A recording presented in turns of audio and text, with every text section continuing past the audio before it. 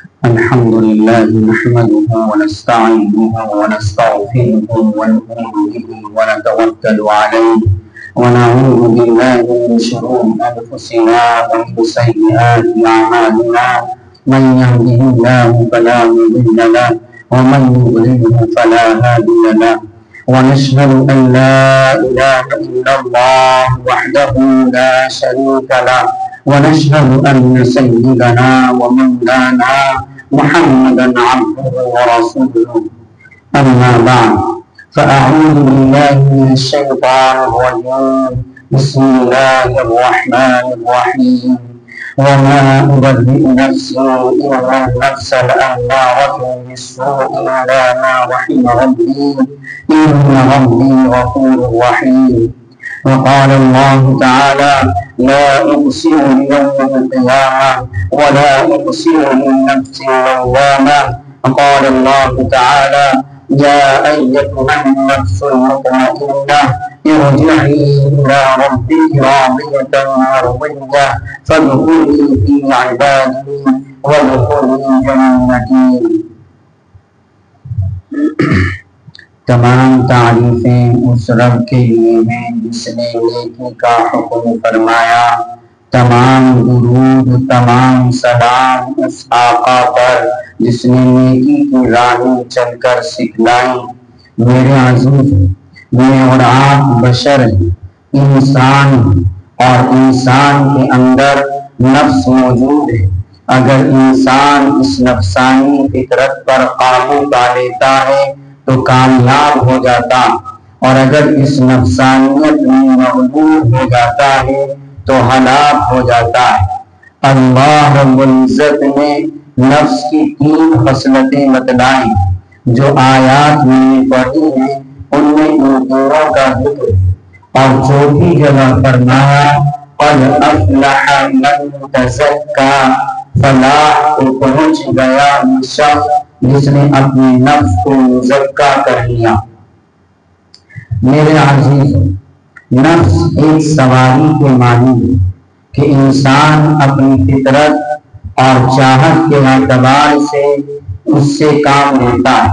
انسان اس کے تقاضے کے مطابق زندگی گزارتا ہے، نفسی تقاضے پر عمل کرتا ہے. میں اور آپ کھاتے ہیں، ایک نفسی تقاضا. میں اور آپ بولتے ہیں، ایک نفسی تقاضا. میں اور آپ سوتے ہیں، ایک نفسی تقاضا. غرض اس نفس سے ہم بہت سے کام لیتے ہیں، ہر طرح کے کام لیتے ہیں. مثال کے طور پر جلال آباد میں ایک گھوڑا بگی، اس کے اندر شراب کے کارٹون بھی لادے جاتے ہیں اور گھی کے کنٹر بھی لادے جاتے ہیں. وہ گھوڑا بگی اس کو نجیب آباد لے کر جاتی. شراب ایک ممنوع چیز ہے اور گھی ایک محمود چیز ہے، لیکن دونوں کو لے کر وہی جاتا. اسی طریقے سے انسان کا معاملہ ہے کہ اچھے کام بھی نفس ہی سے لیتا ہے اور برے کام بھی اسی نفس سے لیتا ہے. اگر انسان کا یہ نفس پاکیزگی حاصل کر لیتا ہے، اگر انسان کا یہ نفس مزکا ہو جاتا ہے، اگر انسان کا یہ نفس صلاحیت حاصل کر لیتا ہے، اگر انسان کا یہ نفس اخلاق رذیلہ سے نکل کر اوصاف حمیدہ میں آ جاتا ہے، اوصاف حمیدہ حاصل کر لیتا ہے اور اس نفس کے اندر تربیت آ جاتی ہے، تو بڑے بڑے مقام، اونچے اونچے مقامات اسی نفس کے ذریعے سے حاصل کر لیتا ہے. یہاں تک کہ ہدایت کے سارے مقام نفس کی پاکیزگی کے اوپر، اور اگر اس نفس کی اصلاح نہیں ہوئی تو پھر گناہوں کی ساری ذلت، ساری گندگیاں، گناہوں کے ساری گڑھے، یہ بھی سب کے سب اسی نفس کے اوپر ہے. میں نے عرض کیا اللہ رب العزت نے نفس کی 3 جگہوں پر 3 خصلتیں بیان فرمائی. پہلی خصلت اور نفس کی پہلی قسم نفس امارہ، جس کا ذکر 13ویں پارے کے شروع اس طرح آیا وَمَا أُبَرِّئُ نَفْسِي إِنَّ النَّفْسَ لَأَمَّارَةٌ بِالسُّوءِ إِلَّا الا ما رحم ربی کہ انسان کا نفس برائیوں کی تلقین کرتا، ہمیشہ بری بری باتوں کی ضد کرتا رہتا، ایسا نفس کافروں کا ہوتا ہے، اس نفس میں کوئی بھلائی نہیں ہوتی۔ ہاں اللہ رب العزت جس پر رحم فرما دے اس ذوی قسمت کہ وہ محبوب حقیقی بڑا غفور رحیم اور بڑی وسیع رحمت والا۔ دوسری خصلت نفس کی نفس اللوامہ جس کا ذکر 29ویں پارے میں سورہ قیامت کے شروع میں آیا، لا اقسم بیوم القیامہ ولا اقسم بالنفس اللوامہ کہ یہ نفس برائیوں پر ملامت کرتا ہے، یہ نفس کبھی نیکی کی طرف مائل ہوتا ہے، کبھی برائی کی طرف مائل ہوتا ہے، کبھی نیک عمل کرتا ہے، کبھی برے عمل کرتا ہے، کبھی اچھائیوں کے متعلق سوچتا ہے اور کبھی برائیوں کے متعلق سوچتا ہے۔ ابھی میں سوچ رہا تھا مفتی صاحب کے پاس جاؤں گا، حافظ قاری صاحب کے پاس جاؤں گا، حافظ صاحب کے پاس جاؤں گا، قرآن شریف پڑھوں گا، 3 دن کے لیے جماعت میں جاؤں گا، یا چلے کے لیے نکلوں گا۔ صبح ہوتے ہی شیطان کو بازار اور مارکیٹ میں کھینچ کر لے جاتا ہے، مولوی صاحب کے پاس جانا بھول جاتا ہے اور جماعت میں جانا بھی بھول جاتا ہے۔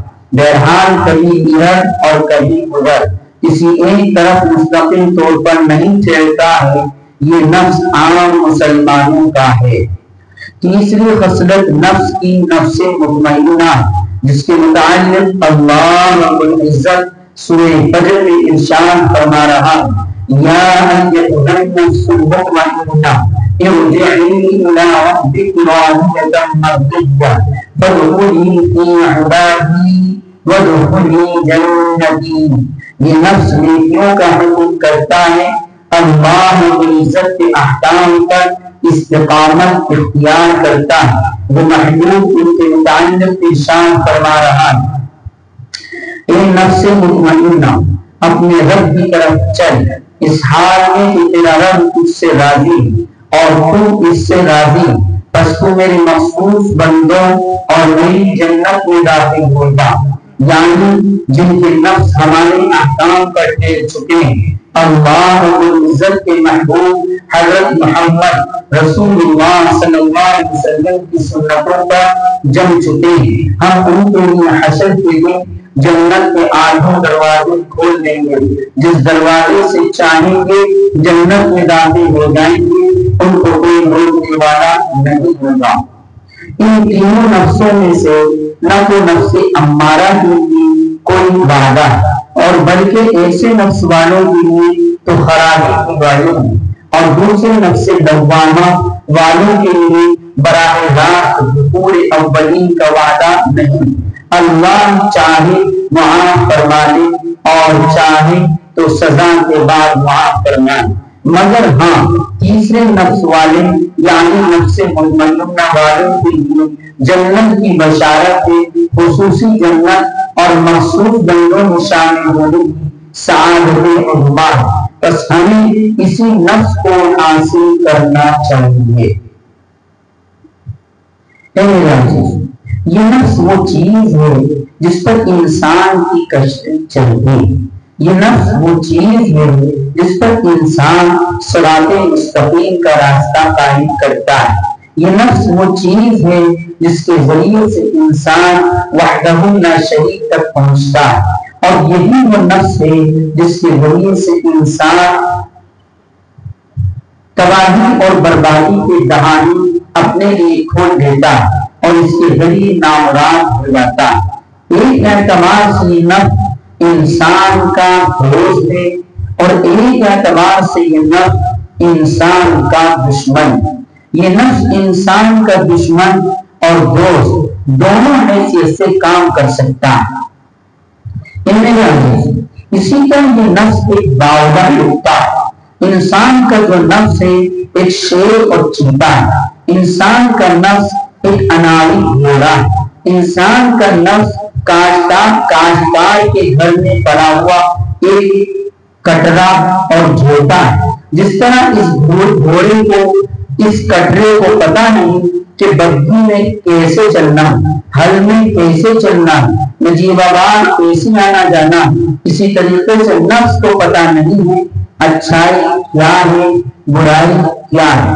ایک چھوٹے سے معصوم بچے کو معلوم نہیں اچھائی برائی کسے کہتے ہیں، وہ بیچارہ معصوم انجان، اس کی تربیت کی ضرورت، گھوڑے اور کٹرے کی تربیت کی ضرورت، جیسی تربیت کر دی جاتی ہے ویسے ہی بن جاتے ہیں۔ اگر بچے کو ڈھیل دے دی غلط کاموں اور غلط صحبتوں میں پڑھ کر، بیڑی سگریٹ کی عادت ڈال کر، گندے گندے فوٹوؤں کو سیکھ کر آوارہ ہو جائے گا، ہاتھوں سے نکل جائے گا، اور اگر اس کی دیکھ بھال کر لی، اچھی تربیت کر لی، تو بچہ بری عادتوں سے بچ کر، بری صحبتوں سے بچ کر، بری تصویرات سے بچ کر خدا کا فرمانبردار ہو جائے گا، تمہارا بھی خدمت گزار بن جائے گا۔ اسی طریقے سے ہمارا یہ نفس ہے جو چھوٹے سے بچے کی معلوم، اس بچے سے بھی زیادہ اس نفس کی دیکھ بھال کرنی پڑتی، اپنے نفس کی پرورش کرنی ہوتی۔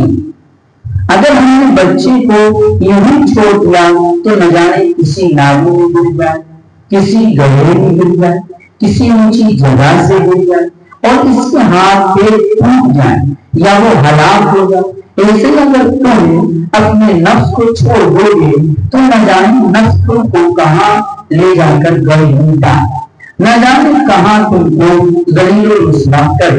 اسی لیے اللہ رب العزت نے تزکیہ نفس کا حکم فرمایا، قد افلح من تزکا، بے شک فلاح کو پہنچ گئے، کامیاب ہو گئے وہ لوگ جنہوں نے اپنے نفس کا تزکیہ کر لیا، جنہوں نے اپنے نفس کو سنوار لیا، جنہوں نے اپنے اندر اچھے اچھے اوصاف پیدا کر لیے، اخلاق رذیلہ گندے اخلاق اپنے اندر سے نکال کر حسن اخلاق پیدا کر لیا، اچھے اخلاق پیدا کر لیے۔ میں آپ کو بتلا دوں، یہ جو عادت کا لفظ ہے یہی نفس، یعنی نفس کو یہ عادت کہتے ہیں۔ مثال کے طور پر کہا جاتا ہے اس کو بیڑی پینے کی عادت پڑے، اس کو سنیما ٹی وی ویڈیو دیکھنے کی عادت پڑے، اس کو باہر گھومنے کی عادت ہو، اس عادت کو نفس کہتے ہیں۔ اس کو اچھی طرح لگانا اخلاق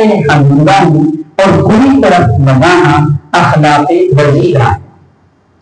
تمام اکابرین کے یہاں اسی پر محنت ہوتی ہے کہ برے اخلاق نکل جائیں اور اچھے اخلاق پیدا ہو جائیں۔ کوئی بھی انسان اللہ کا ولی اور دوست نہیں بن سکتا، کوئی بھی اپنے محبوب کا دیوانہ نہیں بن سکتا، اپنے نفس پر تنبیہ کیے بغیر، اپنے نفس کی پرورش کیے بغیر معرفت کے میدان میں پرواز نہیں کر سکتا، کیونکہ یہ نفس انسان کو آگے نہیں بڑھنے دیتا، یہ رکاوٹ بنتا ہے۔ ارے گھوڑا اپنی پیٹھ پر بیٹھنے نہیں دیتا، ٹھوکر مار کر اگلے دونوں پیر اٹھا کر تم کو نیچے گرا دے گا، مگر ہاں جب تم اس کی تربیت کر لو گے، اس کی اصلاح کر لو گے، اس کی عادت ڈال دو گے، اس کو چاول کھلاؤ گے، اس کے ساتھ خود بھی محنت کرو گے، اس کے ساتھ خود بھی پیدل چلو گے، کبھی بائیں چلو گے، تو پھر وہی گھوڑا تم کو پیٹھ پر بٹھانے لگے گا۔ بگھی میں جڑ کر 15-20 سواریوں کو نجیب آباد پہنچانا شروع کر دے گا۔ بہت سے لوگ کہتے ہیں نماز پڑھنے کو دل نہیں چاہتا، بہت سے لوگ کہتے ہیں قرآن پاک پڑھنے کو دل نہیں چاہتا، بہت سے لوگ کہتے ہیں ذکر کرنے کو دل نہیں چاہتا۔ ہم بہت سے لوگ تبلیغ والوں کو دیکھ کر کہتے ہیں ہمیں تو بھوجیا بستر اٹھاتے ہوئے شرم آتی ہے، حماقت آتی ہے، داڑھی رکھتے ہوئے سنتی لباس پہنتے ہوئے عار محسوس کرتے ہیں۔ اے میرے عزیزو، ایسا کیوں ہے؟ اس لیے کہ نفس خراب ہے۔ اگر ان کا نفس خراب نہ ہوتا تو ان چیزوں کو برا نہ سمجھتے، بلکہ ان کے ساتھ وابستہ ہوتے، ان پر عمل کرتے۔ انسان کے دو دشمن، ایک شیطان، دوسرا نفس۔ آج کے دور میں انسان شیطان کے پیچھے تو ڈنڈا اٹھائے پھرتا ہے، شیطان کو برا بھلا کہتا ہے، کہنا نہیں چاہیے، مگر میرے کہنے کا مطلب یہ کہ ایک کے پیچھے پڑ جانا اور دوسرے سے دوستی کر لینا یہ تو ناانصافی کی بات ہے۔ کسی کے دو دشمن ہیں تو دونوں سے مقابلہ کیا جائے، یہ کیا کہ ایک کا تو مقابلہ کریں اور ایک دشمن سے دوستی کریں، یہ بیوقوفی کی پہچان۔ ارے شیطان کے پیچھے تو لا حول کا کوڑا نہیں پھرتا ہے، مگر نفس کے پیچھے نہیں پڑتا ہے، نفس کی طرف سے بے خبر ہے۔ ایسا نہیں کرنا چاہیے، دونوں دشمنوں سے مقابلہ کرنا چاہیے۔ ایک بار ایک شخص نے مجھ سے آ کر کہا کہ جی مجھے برے خیالات ہیں، لا حول ولا قوت الا باللہ پڑھتا ہوں، آیت الکرسی بھی پڑھ لیتا ہوں، مگر برے خیال دور نہیں۔ میں نے اس سے کہا تم نے کہاں سنا؟ کہنے لگا بہت سے علماء کرام سے سنا، کتابوں میں بھی پڑھا کہ لا حول ولا قوت الا باللہ پڑھنے سے شیاطین بھاگ جاتے ہیں، وساوس دور ہو جاتے ہیں۔ میں نے اس سے کہا تو نے یہ تو سنا ہے کہ لا حول پڑھنے سے شیاطین بھاگ جاتے ہیں، مگر کبھی تو نے یہ بھی سنا ہے کہ لا حول پڑھنے سے انسان کا نفس بھی نکل کر بھاگ جاتا ہے؟ کہنے لگا جی میں نے یہ نہیں سنا۔ تو میں نے اس سے کہا پھر کیوں سے شیطان کے پیچھے پڑ رہا ہے؟ اپنے نفس کی بھی خبر دے، لا حول پڑھنے سے شیاطین تو بھاگ جائیں گے، مگر تیرا نفس تو نہیں بھاگ جائے گا، تیرا نفس خراب ہو گیا ہے، تو اس کی اصلاح کر۔ تیرا بیٹا میری پینے کا ہو چکا ہے، اب تو اس کو کتنی بھی تنبیہ کرے تیرے سامنے نہیں تو تیرے پیچھے پیے گا، چھپ کر پیے گا۔ اسی طرح تیرا نفس بھی خراب ہو گیا ہے، اس کو تو اپنا کام کرنا ہے، تیرے لا حول پڑھ لینے سے شیطان تو بھاگ سکتا ہے مگر تیرا نفس نہیں بھاگ سکتا۔ وہ پڑھا لکھا تھا، گریجویٹ تھا، سمجھ گئے، کہنے لگا آج تک مجھے یہ بات کہیں نہیں ملی، بات بالکل صحیح ہے، میری سمجھ میں آ گئی۔ پڑھا لکھا آدمی جلد سمجھ جاتا ہے، بشرطے کہ اعتقاد زنادقہ کے درجے تک نہ پہنچا۔ یاد رکھیے انسان کے دو دشمن بڑے مہلک، بڑے موذی اور خطرناک۔ آج انسان کمزور دشمن کے پیچھے تو لاٹھی اٹھائے پھرتا ہے، مگر جو طاقتور دشمن ہیں ان کے بارے میں سوچتا بھی نہیں ہے۔ وہ دشمن یہ ہے، ایک تو انسان کا نفس ہے اور ایک شیطان۔ یہ دونوں انسان کے بڑے سخت دشمن، اور ان میں بھی نفس زیادہ خطرناک ہے کیونکہ وہ اندر کا دشمن ہے اور شیطان باہر کا دشمن۔ ایمانداری سے بتلاؤ، ایک دشمن تو گھر کا ہو اور دوسرا باہر کا ہو، خطرہ کس سے زیادہ ہے؟ جو گھر کا دشمن ہے وہی زیادہ خطرے کا باعث، جو دشمن گھر کا ہے وہ زیادہ خطرے کا۔ ارے بیوی دشمن ہو جائے تو محفوظ رہنا بڑا مشکل ہے، کیونکہ اس کے ساتھ میں رہنا ہے، اس کے ہاتھ کا کھانا ہے، اس کے ساتھ میں سونا ہے، کیا معلوم کھانے میں کیا دے دے، سوتے میں گردن پر اس طرح رکھ دے۔ اور جو باہر کا دشمن ہے آدمی اس سے چوکس رہتا ہے، جو باہر کا دشمن ہے آدمی اس سے چوکس رہتا ہے، چوکنا ہو کر گھر سے نکلتا ہے، لاٹھی ڈنڈا اور ہتھیار لے کر گھر سے نکلتا ہے، اور کچھ نہیں تو دائیں بائیں دیکھتا ہوا چلے گا کہیں دشمن حملہ آور نہ ہو جائے۔ تو باہر کا جو دشمن ہے اس سے انسان چوکس ہے، مگر گھر کے دشمن سے چوکس نہیں ہے۔ باہر کے دشمن کا تو ڈر ہے مگر گھر کے دشمن سے ڈر نہیں ہے، جبکہ گھر کے دشمن سے تو اور بھی زیادہ چوکس رہنے کی ضرورت ہے، اس کا نقصان بھی زیادہ ہوتا ہے۔ مثال مشہور ہے، گھر کا بھیدی لنگ کا ڈھائی۔ بس یہی معاملہ نفس اور شیطان کا ہے۔ نفس ہمارے اندر کا دشمن ہے اور شیطان باہر کا دشمن ہے۔ جب مومن کسی راستے سے چلتا ہے تو شیطان ساتھ چلتا ہے، مگر مومن کے ایمان کی حرارت کی وجہ سے 40 قدم دور رہتا ہے۔ جب مومن کہیں قیام کرتا ہے تو شیطان بھی قیام کرتا ہے، وہ بوڑھا نحیف اور کمزور بن کر بیٹھ جاتا ہے مگر تاک لگائے رکھتا ہے۔ جیسے دریا کے کنارے مچھلی کے شکاری مچھلی کی تاک لگائے رہتے ہیں، کبوتر باز کبوتر کی تاک لگا کر چلتا ہے، چاہے ٹھوکر کھا کر نیچے گر جائے مگر کبوتر کی تاک میں اوپر ہی کو دیکھتا ہوا چلتا ہے۔ اسی طرح شیطان اپنا تھرمامیٹر لے کر تاک میں بیٹھتا ہے، اس کے پاس بھی ایک تھرمامیٹر ہے، جس طرح ڈاکٹر کے پاس تھرمامیٹر ہوتا ہے، اس کو زبان کے نیچے رکھو، بغل کے اندر دباؤ تو پکچر آ جاتا ہے کہ اسے کتنا بخار ہے۔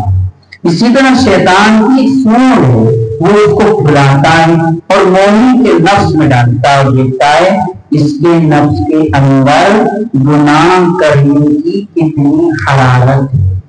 ارے ڈاکٹر کا تھرمامیٹر تو بخار دیکھتا ہے مگر شیطان کا تھرمامیٹر نفس میں گناہ کرنے کی حرارت دیکھتا ہے۔ وہ دیکھتا ہے اس کا نفس کیا کر رہا ہے، وہ دیکھتا ہے اس کا نفس کیا کر رہا ہے۔ اگر مومن کے نفس میں پاکیزگی ہوتی ہے، پاک دامنی ہوتی ہے، عصمت ہوتی ہے، سلامتی ہوتی ہے تو اس کی سور کو بڑی تکلیف ہوتی ہے اور وہ اپنی سور کو جلدی سے پیچھے کھینچ لیتا ہے۔ اور اگر وہاں پر گناہ کا معاملہ ہوتا ہے، برائی کا میدان ہوتا ہے، نفس میں گناہ کا شوق ہے، نفس حرام ہے تو وہ زہر بڑا انجیکشن اس کے اندر ڈالتا ہے اور اس کے نفس کے ساتھ سانس باز کر لیتا ہے، دوستی کر لیتا ہے۔ وہ جو بڑے کہہ دیتے ہیں کہ جب تک گھر کا بیوی بھیج نہیں دیتا تو دشمن کچھ نہیں کر پاتا ہے۔ پرانوں کی مثالیں بڑی فٹ ہیں، شیطان اس کے گھر کے بیوی سے بھیج لے لیتا ہے، شیطان اس کے گھر کے بیوی سے بھیج لے لیتا ہے اور دیکھتا ہے اس کے نفس کے اندر کا کیا ہے، اس کا نفس برائی کرنے کی تیار ہے یا نہیں۔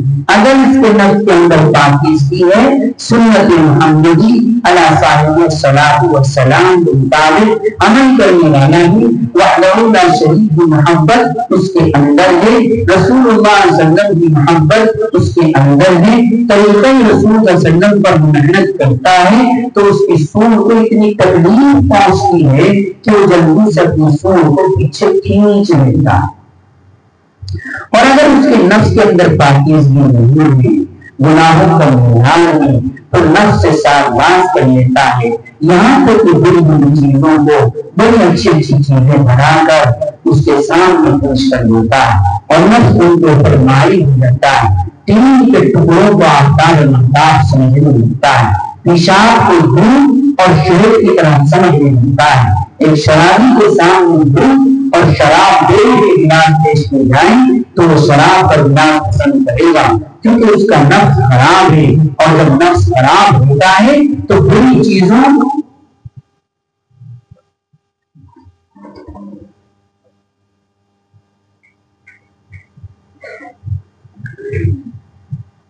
جب اس کا نفس اور جب نفس خراب ہوتا ہے تو بری چیزیں اچھی لگنے لگتی ہیں، بری چیزیں اچھی لگنے لگتی ہیں اور اچھی چیزیں بری لگنے لگتی ہیں۔ یہ نفس کی پہچان اس نفس کا کہ اس کا نفس کے ساتھ نفس اچھی چیزوں کو پسند کرتا ہے تو اچھا ہے اور بری چیزوں کو پسند کرتا ہے تو نفس برا ہے۔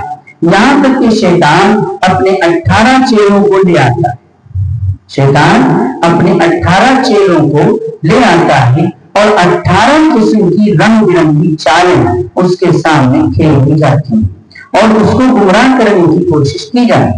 اس لیے تمام اکابرین کا اسی نفس کی اصلاح سے متعلق معاملہ رہا۔ تمام سلسلوں میں چاہے نقشبندیاں ہوں چشتیاں ہوں، قادریاں ہوں، سہروردیاں ہوں، سب نے اس نفس پر محنت رہی ہے۔ تمام سلسلے برحق ہیں، سب میں بڑے بڑے اولیاء، بڑے بڑے کتب، بڑے بڑے ابدال، بڑے بڑے ارواح پیدا ہوئے۔ سبھی سلسلوں میں بڑے بڑے کاملی وحدہ لا شریک کے فرمانے رسول اللہ صلی اللہ علیہ وسلم کی پروانی اور دین کی شیوائی پیدا ہوئی۔ ان حضرات نے سنت سلام پر اس مضبوطی کے ساتھ عمل کیا، اس کی مثال نہیں ملتی۔ اللہ ان سب پر اپنی رحمتوں کی برکھا برساتا ہے۔ ان سبھی نے اپنے نفس کے اوپر محنت کی، سبھی نے تزکیہ نفس کیا، سبھی نے اپنے نفس کی اصلاح کی۔ آج انسان اپنے نفس کی پوجا کر رہا ہے، آج انسان پیر فقیر مولوی سب کچھ بنا ہوا مگر اپنے نفس سے باہر نہیں۔ پہلے مسلم کہیں جاتا تھا تو پورے علاقے کی تدبیر کر دیتا، پورے علاقے میں اس کا شور بن جاتا، پورا علاقہ ہدایت یافتہ ہو جاتا۔ آج ایک مسلمان جہاں جاتا ہے وہیں فساد کرتا ہے، جہاں جاتا ہے وہیں خرابی کرتا ہے، جہاں جاتا ہے وہیں بدنظری کرتا ہے، جہاں جاتا ہے وہیں بدمعاملہ بن جاتا ہے، جہاں جاتا ہے وہیں چور اور بدماش بن جاتا ہے، کیونکہ اس کا نفس خراب ہو چکا ہے۔ اگر نفس کے اندر سلامتی ہوتی تو جہاں جاتا لوگوں کو سلامتی کی طرف بلاتا، لوگوں کو خیر کی طرف بلاتا اور اس کے ذریعے سے ہدایت آئے۔ خواجہ معین الدین چشتی اجمیری علیہ الرحمہ اللہ رب العزت ان کے درجات کو بلند فرمائے، جن کو شاہ کہا گیا ہے، جنہوں نے 90 لاکھ مسلمان ہوئے تو انہیں تو 90 آدمیوں کو نمازی ہی نہیں بنایا ہوگا، انہیں 90 لاکھ کا درود کرنا پڑے۔ کیوں فرما دیا؟ اس لیے کہ ان کے نفس کا تزکیہ ہو چکا تھا، اور تزکیہ نفس کی پہچان ہے کہ انسان کا جو بھی کچھ معاملہ ہوتا ہے وہ اللہ رب العزت کے لیے ہوتا ہے۔ یہاں تک کہ اگر غصہ ہے تو وہ بھی اللہ رب العزت کے لیے، محبت ہے تو وہ بھی اللہ ہی کے لیے، کسی سے تعلق ہے تو وہ بھی اللہ ہی کے لیے، اور تعلق توڑنا ہے تو وہ بھی اللہ ہی کے لیے ہونا ہے۔ جب تک انسان تزکیہ نفس نہیں کرتا ہے اخلاق حمیدہ پیدا نہیں ہوتے ہیں۔ ہاں، اخلاق حمیدہ تبھی پیدا ہوتے ہیں جب انسان اپنا تزکیہ نفس کر لیتا ہے، اپنے نفس کو برائیوں سے بچا لیتا ہے، اپنے نفس میں پاکیزگی پیدا کر لیتا ہے، جھوٹ پر کنٹرول کرتا ہے، بدنظری پر کنٹرول کرتا ہے، چک چک بک بک کرنے والی زبان پر کنٹرول کرتا ہے، اپنے کھانے پینے کی چیزوں پر کنٹرول کرتا ہے۔ یہی نہیں کہ کہیں بھی باؤ کتے کی طرح بیمار ہوا، جو چاہا بک گیا، نہ ہی اسے دیکھا، نہ ہی اسے دیکھنا ہے کہ مجھے کہاں جانا ہے، مجھے کیا کرنا ہے اور مجھے کیا کھانا ہے۔ عارف باللہ، اہل تزکیہ اور اہل تزکیہ انہی کو کہا گیا ہے، اخلاق حمیدہ اوصاف حمیدہ والا انہی کو کہا گیا ہے جن کو ہر کلام معرفت سے بھرا ہوا ہوتا ہے، جن کا ہر کلام معرفت سے بھرا ہوتا ہے، ان کا ہر کلام ہدایت سے لبریز ہوتا ہے، ان کا کلام خاص مسلمانوں کے لیے سخت ہوتا ہے، ان کا کلام خاص مسلمانوں کی کلام خاص مسلمانوں کے لیے سخت ہوتا ہے، عام مسلمانوں کے لیے نرم ہوتا ہے اور غیر اور زیادہ نرم ہوتا ہے۔ عارف باللہ اور اہل تزکیہ انہی کو کہا گیا ہے، اخلاق حمیدہ اوصاف حمیدہ والا انہی کو کہا گیا ہے جن کا ہر کلام معرفت سے بھرا ہوتا ہے، ان کا ہر کلام ہدایت سے لبریز ہوتا ہے، ان کا کلام خاص مسلمانوں کے لیے سخت ہوتا ہے، عام مسلمانوں کے لیے نرم ہوتا ہے اور غیر مسلمانوں کے لیے زیادہ نرم ہوتا ہے۔ خاص مسلمانوں پر سخت دن ہوتا ہے کہ دین کے رہبر بن کر بھی اسلام کا صحیح طریقہ زندگی میں کیوں نہیں، عام مسلمانوں کی یوں نرم ہوتا ہے، بیچارے ان پڑھ ہیں، جانتے ہیں، اسلام کو قریب لگانے کی کوشش کرتے ہیں، اور کافروں کے زیادہ اور کافروں کے ساتھ زیادہ معاملات اس لیے ہوتے ہیں کہ تمام لوگ نہ سمجھنے لگے کہ مسلمان داروں کا اخلاق و کردار کبھی اسی طرح کا ہوتا ہے۔ بہت سے لوگ بزرگوں کو بدنام کرتے ہیں کہ بڑے بداخلاق اور بدمزاج ہوتے ہیں، لوگ بزرگوں کو نہیں پہچانتے۔ ایک شخص ہے، کسی بزرگ کے پاس اس کا آنا جانا ہے، آتے جاتے جو 4-6 سال اس کو ہو گئے، پھر بھی وہ الگ اگر اس اللہ والے کا مزاج اس پر خراب نہیں ہوگا تو اور کیا ہوگا کہ 6 سال آنے جانے کے باوجود بھی وہ الگ پھر وہ اللہ والے اس سے کیسے محبت سے کلام کریں؟ جب تک محبت سے کرنا کیا کرتی رہے، اور جب وہ سینہ نہیں ہوا تو پھر اس سے اپنی مدد پھیر لیتے۔ لوگ کہہ دیتے ہیں کہ اللہ والی ڈانٹ ڈپٹ کر دیتے ہیں، ہاں کر دیتے ہیں، ان کو دین کے ٹھیکیدار بنتے ہیں، ان کو ڈانٹ ڈپٹ کرتے ہیں، ان پر سختی کرتے ہیں، کیونکہ تم میرے مسلمان ہیں، امام اسلام اور اخلاق کی ریاست تم کو گھر سے ملی ہے، پھر بھی ایمانداری تمہاری زندگی میں نہیں آئی۔ یہی راز ہے کیونکہ نزدیکیوں کو زیادہ حیرانی ہوتی ہے۔ میرے عزیز اخلاق و کردار تبھی صحیح ہوتا ہے جب نفس پر کنٹرول ہو جاتا ہے۔ اللہ کا ولی بننے کے لیے اپنے نفس پر کنٹرول اور اس کی اصلاح و تربیت کرنی پڑتی ہے، اور سب چیزوں کو رسول اللہ صلی اللہ علیہ وسلم کی مبارک سنتوں کے مطابق جاننا پڑتا ہے۔ اللہ رب العزت نے جو قرآن کریم میں نفس کا 3 جگہ ذکر فرمایا ہے وہ یہی نہیں فرما دیا ہے، بلکہ اس میں بہت ساری حکمتیں ہیں، نفس کی ایک اہمیت ہے۔ اللہ تبارک و تعالی عمل کی توفیق عطا فرمائے۔ وآخر دعوانا ان الحمد للہ رب العالمین۔